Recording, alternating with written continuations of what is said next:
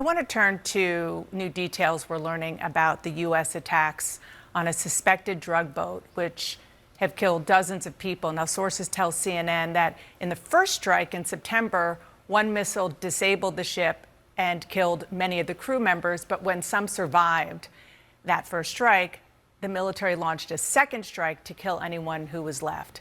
And these individuals were apparently unarmed, already injured from the original attack. Are you comfortable with that? Well, I don't know if I believe that at all, because we're doing alleged sources. Nothing has been verified by this. We do know that a survivor that did survive in later attacks was picked up by the United States Coast Guard or Navy, I'm not for sure, and was sent back to his country. You guys reported on that. So I doubt very seriously that took place. And unless there was more to the story that the boat was enabled again and they were trying to run again, I don't know, but I don't think this story is accurate.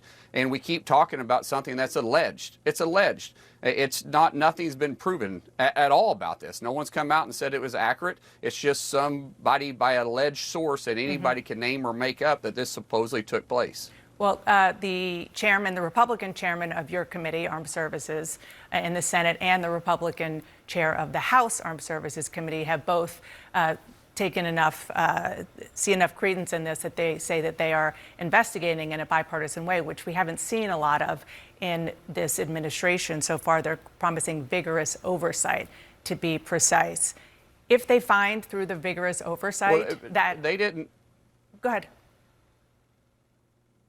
Well, I was going to say, they didn't specifically name this issue. They said of the whole operation that's going on in international waters against these terrorist organizations trying to flood our streets with drugs. They said they're going to have oversight of it. They didn't specifically name this particular situation. Okay, but and by the way, in the House, they did the same thing. Okay, as part of that broad oversight process, and if they do find that the defense secretary gave an order to eliminate people who were already injured on a boat, which a lot of legal experts say is illegal. Mark Kelly was just here and he said it's potentially a war crime.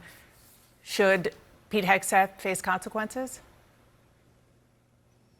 Listen, you're once again making assumptions that's not even kind of accurate, I don't believe. All we're doing is talking about an assumption. This hasn't been proven. It hasn't been said it was actually true. And as far as Mark Kelly, what he says, Mark Kelly is saying the most ridiculous things I've ever heard right now. He's encouraging men and women in uniform to question the orders of superior officers. He just got done saying that the president was racist because he doesn't like brown people.